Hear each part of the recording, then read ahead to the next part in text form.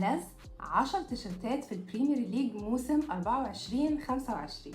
الترتيب ده بناء على رأيي الشخصي، بس هستناكم تقولوا لي في الكومنتس لو موافقين معايا في الاختيارات اللي انا اخترتها وكمان الترتيب بتاعهم ولا عندكم رأي تاني. في المركز رقم 10 إبسويتش تاون، فريق لسه صاعد حديثا للدوري الممتاز، وبيلعب في الفريق المصري سام مرسي، وشفناهم في المباراة الافتتاحية قدام ليفربول. أنا بصراحة عجبني التيشيرتين بالتساوي، فحطيتهم هما الاتنين في المركز العاشر، والتيشيرتات من تصميم شركة أمبرو. بالنسبة لتيشيرت الهوم فهو لونه أزرق وبيتميز بخطوط طولية رفيعة، بصراحة مدياه شياكة وأناقة وعاملة تحديد للتيشيرت، والأحمر اللي في اللوجو بتاع أمبرو بيرد على الأحمر اللي في اللوجو بتاع شعار الفريق، فبشوفه تصميم جيد جدا ومدي قيمة للفريق رغم ان هو منضم حديثا، ولكن تحس ان هو الفرق الكبيرة اللي كانت بتلعب بقالها فترة في الدوري، مش لسه صاعدة حديثا. فبصراحة very good design. اما التيشيرت الاواي فهم اختاروا اللون النبيتي، والرسومات اللي عليه دي عبارة عن مشجعين بالاعلام متجمعة مع بعض عشان تعمل شكل الباك جراوند كلها بتاعت التيشيرت. التيشيرت شكله مميز، واختيارين موفقين للتيشيرت من قبل شركة أمبرو. في المركز رقم 9 اخترت التيشيرت الهوم بتاع كريستال بالاس، وهو من تصميم شركة ماكرون. التيشيرت بسيط لكنه مبهج وفيه فكرة. لو ركزنا في التفاصيل هنلاقي ان الخطوط اللي بالطول الازرق والاحمر معمولة من موتيف من شكل الايجل او النسر بتاع كريستال بالاس، فهو بصراحة مديله شياكة من غير تعقيد. اما في المركز 8 فاخترت التيشيرت الاواي بتاع ليستر سيتي. التيشيرت من تصميم اديداس. التيشيرت بصراحة شكله مميز عن بقية التيشيرتس اللي في البريمير ليج، بيجي باللون الاسود وعليه خطين جراي على الاكتاف، واللوجو باللون الابيض، وفي اكسنتس اوف كولرز من اللون البينك واللون الاورنج. بصراحة مدياله الشياكة ومخليه شكله مودرن جدا.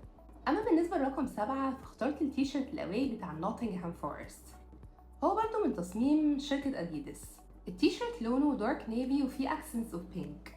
بصراحة التيشيرت مميز، واللون البينك مديله رونق من غير ما يكون طاغي على التصميم.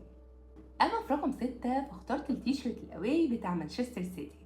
التيشيرت من تصميم شركة بوما، وهو مستوحى من تيشيرت قديمة بتاعت موسم 98-99 واللي كان مميز بالنسبة للسيتي. التيشيرت بيجي باللون الاسود وفيه الخطوط الصفراء المعروفة بتاعت السيتي ومتحددة باللون الازرق السماوي. الصراحة التيشيرت شيك واعاد احياء الفانيلا القديمة ولكن بلمسة عصرية.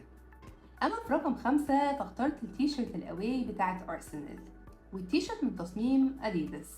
الفكرة ورا الطقم ده الصراحة جميلة جدا، واللي تصميمه بيمثل الروابط القوية ما بين ارسنال وشمال لندن وافريقيا من مشجعين ولاعبين افارقة.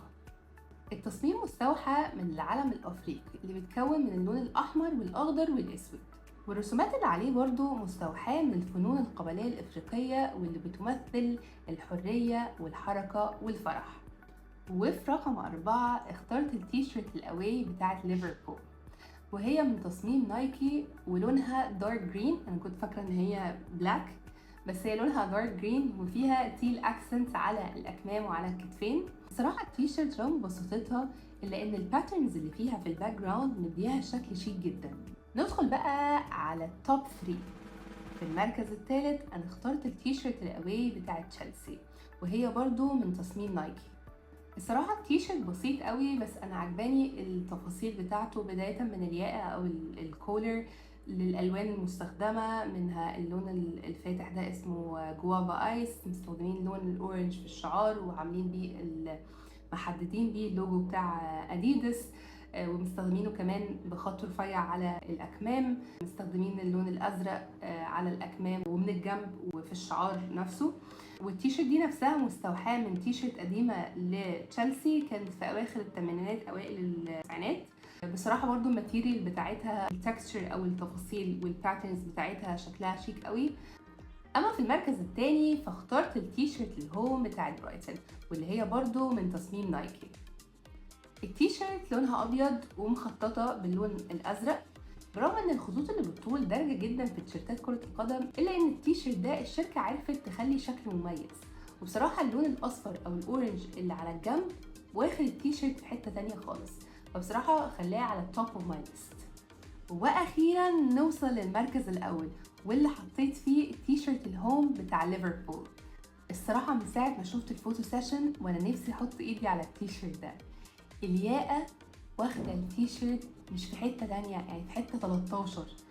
بصراحة رجوع اللون الاصفر ادى تقل للتيشيرت، التفاصيل اللي على الياقة، الباترنز اللي عليه، زي ما كانوا كاتبين في الصفحة بتاعت ليفربول بالعربي: منطقة شياكة مفرطة. بصراحة هو التيشيرت المفضل ليا في البريمير ليج أو بصفة عامة في كرة القدم هذا الموسم. ما تنسوش تقولوا لي رأيكم في اختياراتي، واستنوني في أوحش 10 تيشيرتات في البريمير ليج.